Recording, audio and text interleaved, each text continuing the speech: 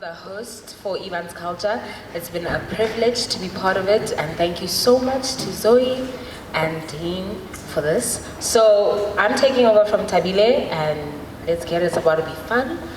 The second or third speaker is Candice. She's amazing. She's an all-rounder. She's the Minister of Menstruation. So we're about to have a little uncomfortable conversation for everybody. I'm sorry, you're eating. Some people find it disgusting. But we're about to enlighten you on why it's not supposed to be disgusting. So can we have Candice give a warm round of applause? I'm sorry for disturbing your lunch.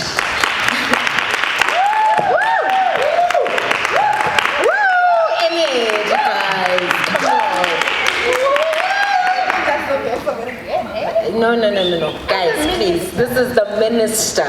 Do you understand? That's not just a word. Minister carries a lot. Understand? Minister of Menstruation, Candice Chirwa. How are you, baby? I'm good. How are you? I'm good, thank you. A bit nervous? Are you nervous? Not really, actually. You good? Thank you so much. I'm with like-minded people. Yeah. I'm with people who are very dynamic. Yeah. And also very youthful. So I think I'm just feeding off that energy right now. Yeah. No, let's get started. We want to know you. We want to know where you're from. Who is Candice?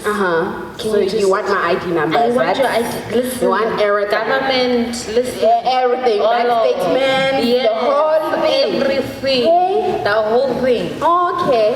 It's 95121. Oh my God.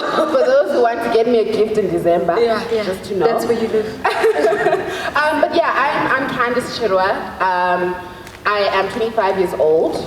I am a master's graduate, but I like to also say I'm an academic. Sure. So what I do is I take very complex information and make it digestible for young people. So the organization I have is called QRATE with a Q. And it was founded in 2018, where we were kind of like realizing that with high school and actually in primary school, oftentimes we're told in subjects to just learn pages 9 to 16, like word for word, and there's no form of critical thinking. You know, there's no form of like questioning and challenging why is it that society's this way.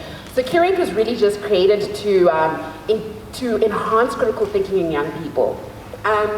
And then from that, we decided to do menstruation workshops.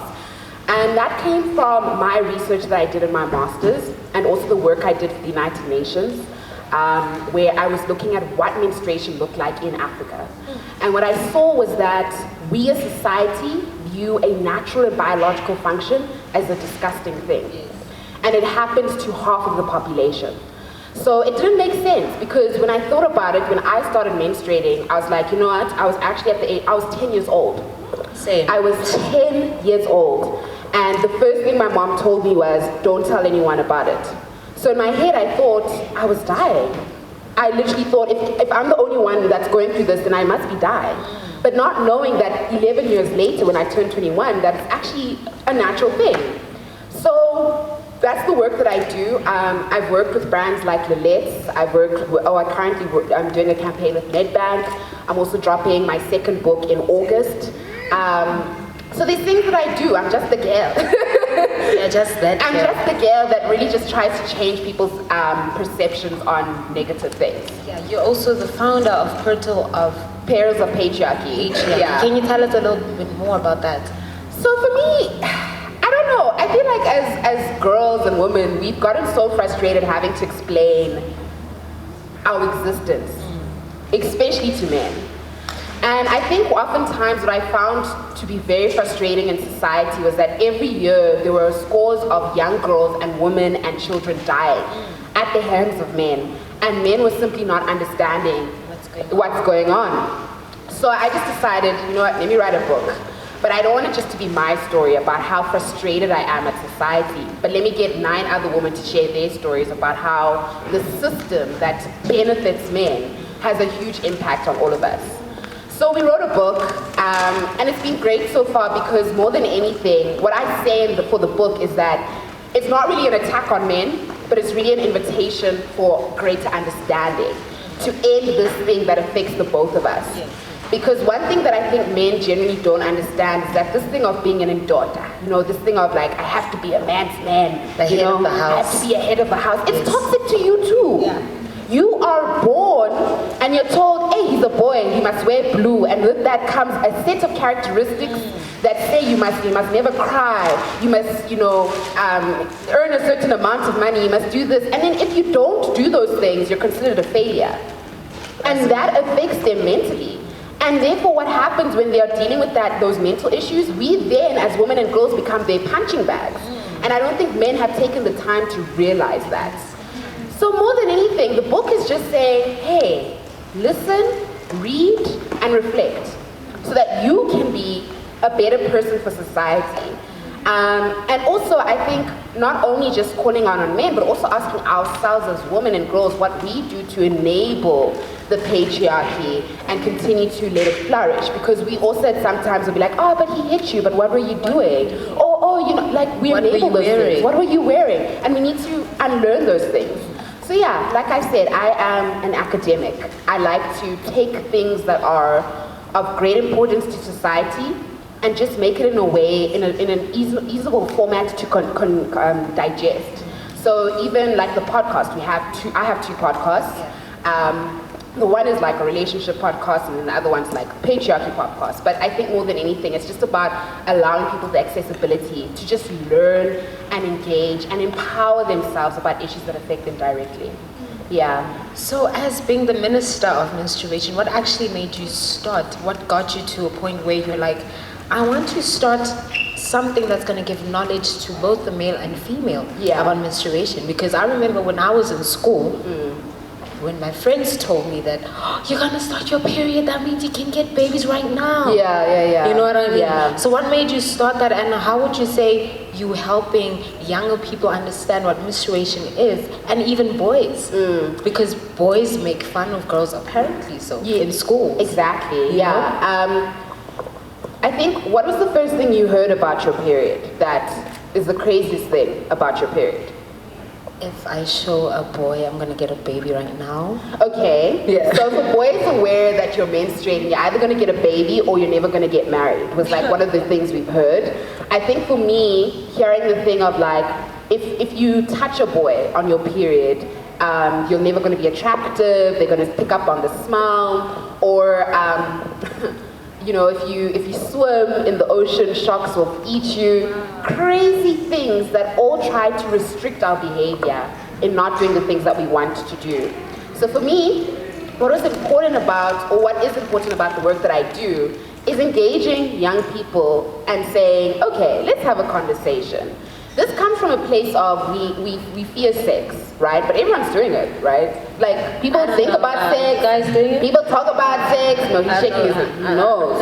I know. But the thing is, there's this fear that if you have sex at a young age, you're going to get pregnant and your life ends. Yeah. But I think more as a society, we need to change the narrative of saying, if I have sex responsibly, I'll be therefore making responsible choices for myself. And that shows that the content that we're consuming as society is not engaging enough.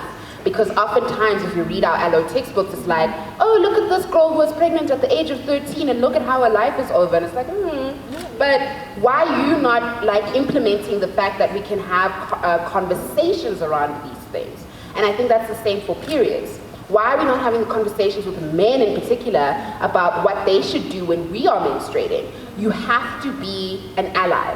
And what that means is, if I'm menstruating, ask me simple things like, what sanitary products can I get you? What medicine should I get you? And gosh, send me a care package. I like e-wallets. Send me e-wallets, okay? E-wallets make me feel better and therefore make the period cramps feel better. Okay? So send me e-wallets. Be that one, that I know you can be. It's fine. But I think more than anything, like with the education, through the workshops we do, we get young people in the space and we're like, okay, you're going to learn about a lot of things. But one thing we want you to do is say the word vagina confidently, right? And if you can say that, that means you're owning something that is a part of you. And if you can learn about the process that happens month to month, then you are empowered. You are edu-lifted, is a term we use, which is a cohesion of education and upliftment. And that's all we do at QRATE. Yeah. As the Minister of Menstruation, I don't know, I'm finding it comfortable saying that because I just learned what you just did right now. So, you know, I feel like, personally, I feel like pads should be free. 100%. What's your opinion on that? Look, it's a thing of, if you go to the bathroom and you genuinely can't see there's any toilet paper, what are you going to do? What are you going to do? And you don't even have toilet paper. And you don't have toilet paper, what are you going to do? The same goes for young menstruators who don't have access to sanitary products. If they don't have access to these things and they still want to go to school, they still want to go do their daily things, they'll therefore use unhygienic materials. And it's been reported that, in particular in rural areas in South Africa, young girls have been using cow dung, like actual cow dung, you know, like poo-poo, to put it on your underwear, newspaper, leaves. And that causes detrimental health consequences later in the year, or later in your life actually, because you're using these things that shouldn't be used actually. So more than anything, what I say is that the access to these products is a greater call for just human rights, for gender equality. Because if you have girls who miss out on school, then that's gender inequality, right? They're not catching up to their male counterparts. They're going to be at home. They're not going to be able to make amends for themselves, make amends for their family. That's gender inequality. So periods are bigger than us bleeding. They are something that requires more conversations. And oftentimes, we also don't look into period pain. I don't know how many times I've been told or referred to from a male doctor to say, it's your period, get over it. Because there's just this lack of understanding. To understand that my uterus is actually shedding because I wasn't pregnant. That's it. So you can at least give me some form of sensitivity and say, I understand the pain you're going through, let me do my best to work. And oftentimes what happens in the school setting is that young girls are not given access to medicine, and then they have to deal with intense period pains. Then on top of that, you have the anxiety of whether you're going to stay in your clothes. There have been girls who have actually committed suicide because men, the boys in the class, would bully them because they stay in their clothes. It's greater than us just bleeding for 7 days. This is a thing that can affect you mentally, economically, physically. And that's why society needs to understand that in as much as we're just giving pads, we also need to give access to infrastructure. Yes. There's no good of giving pads to a girl to go to school and then she has a pit latrine. Where? How am I meant to wash my hands? Am I meant to throw the pads in the toilet? That's going to cause a blockage. So I can talk about this the whole day, but I have a TED Talk if you want to, listen to me talk about periods. But yeah, I think more than anything, that's why I'm so passionate about the work that I do, because I at least know that I have faced period stigma in my life. I continue to face it, but what I want to ensure is that the next young group of generation of people who come through who are about to menstruate will celebrate it rather than fear it. So let's normalize having period parties. If you know someone who's about to menstruate, throw a sleepover, get a red velvet cake, and share critical information to say, this is how you use a pad, this is how you use a tampon, this is how, and just embrace that. Just embrace a natural transition from girlhood or childhood to adulthood. Yeah. And that's on period. With you trying to change the whole narrative of periods, what challenges, in life, we all come across challenges and obstacles. What challenges do you come across with the work that you're doing? And how do you make sure that you come across them? Strangely enough, I haven't received any form of backlash from men and boys. I think more than anything, I've seen that a lot of boys and men have been willing to learn, because they're like, I've got a girlfriend or I've got a sister, and I need to understand why it is that they experience this every month and what I can do to be a better person for them, right? I think more than anything, the backlash I've received is from religious leaders, because the justification of saying periods are natural and this, they always fall back on religious text. And religious text does say that, periods or a menstruator is impure and dirty. So it's kind of hard to argue at that. So oftentimes when I do host menstruation workshops, especially for like religious institutions, we've hosted workshops for Jewish schools, Catholic churches. Religious leaders are willing to have the conversation, but they're always they're always stubborn within the text. That we we are the blame for what Exactly. Like I recall a rabbi telling me that, you know, if you come across a menstruating woman, you have to isolate yourself for 48 hours. And then that menstruating woman has to like sleep on the floor. And it's like, it's so much to go through. Do you understand? We go through a roller coaster of emotions and hormonal fluctuations. And now you want me to sleep on the floor? And it's cold. Eh? Who's are you? Even in summer, it's cold on the floor. Yeah, guys, it just boggles my mind. But often I think the one that I challenge a lot of times is when they say you can't enter a place of worship when you're menstruating. And I'm like, well, is there a period detector? Is Jesus like, oh, this one's on a period, get her out? No, like, let me in. I want to do what I want to do, and that's up to me. And I think oftentimes we need to just give menstruators the agency, the free will to do what they want to do on their period. So if you want to exercise, do that. If you want to go to church, do that. But if you also want to stay in bed and cry and eat all the food you want, do that. It's your period. Emphasis on your period.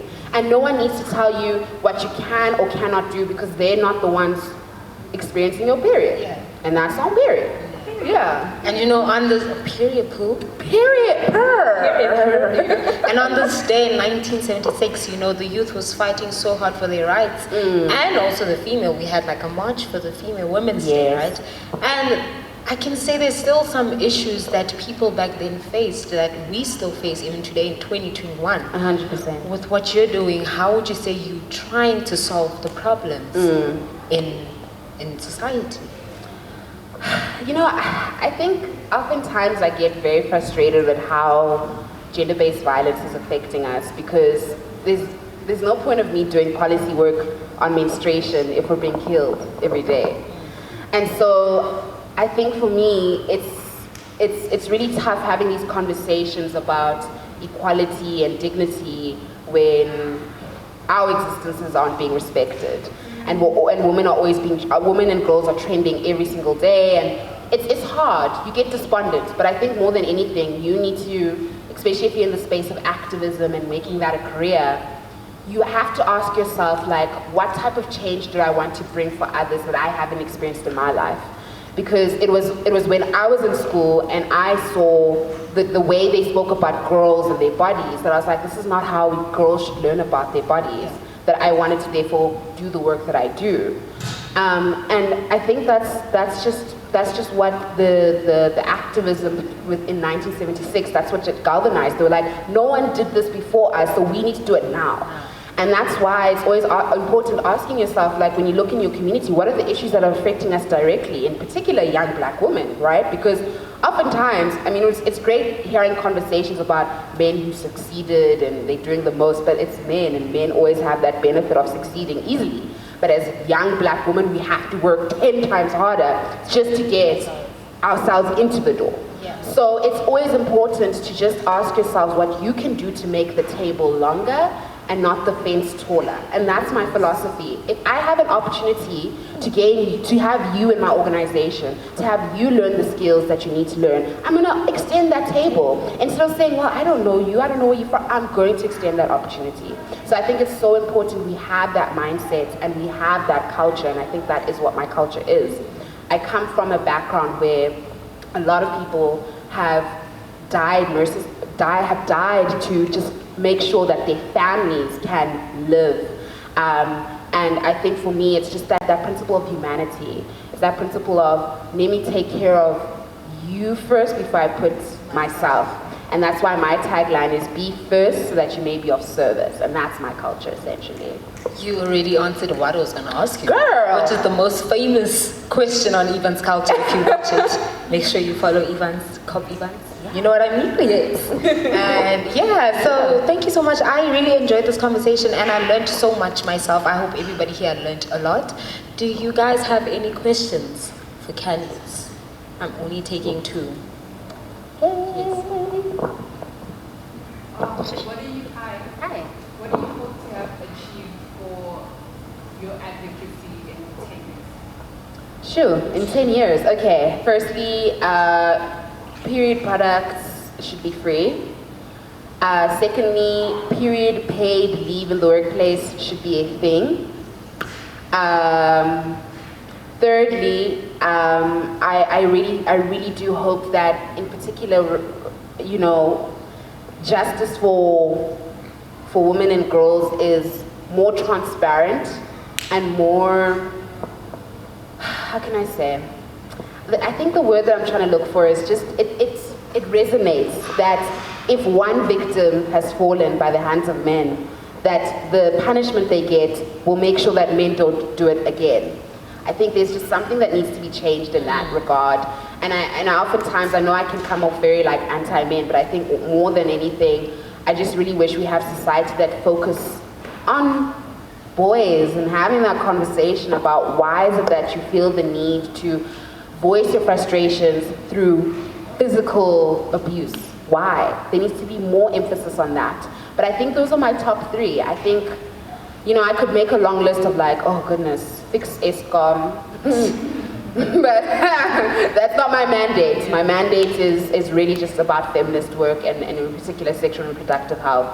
And also being able to have open conversations about sex without feeling like you're going to be spanked, you know, by your mother. Just say, hey mom, I don't know how to put this thing, like please explain to me, talk to me about these things. Like, yeah, I just want to normalize these uncomfortable conversations.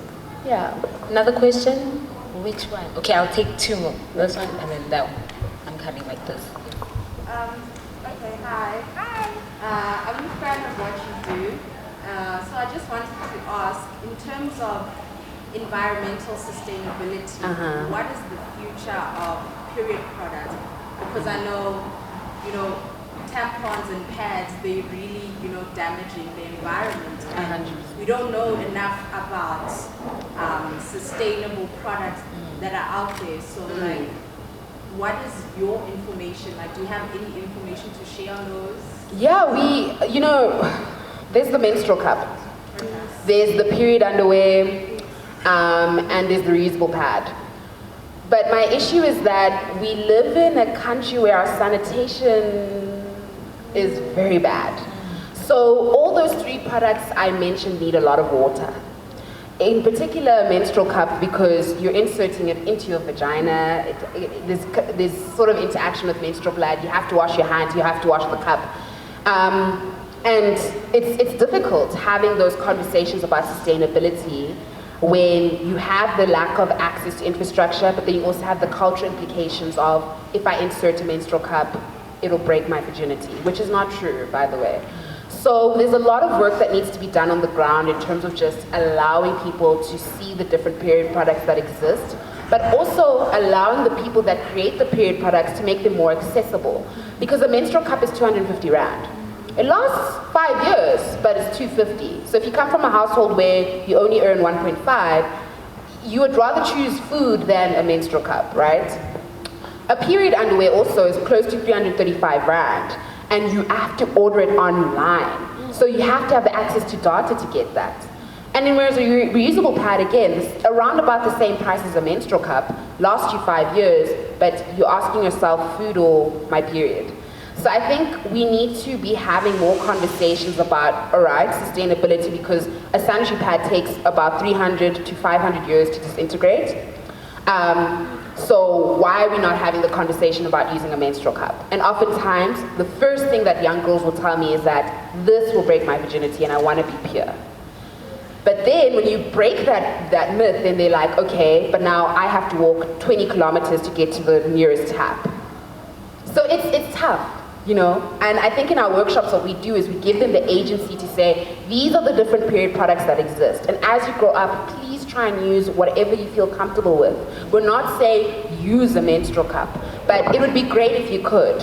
But the reality is that the circumstances or the situations that people live in can't afford them that.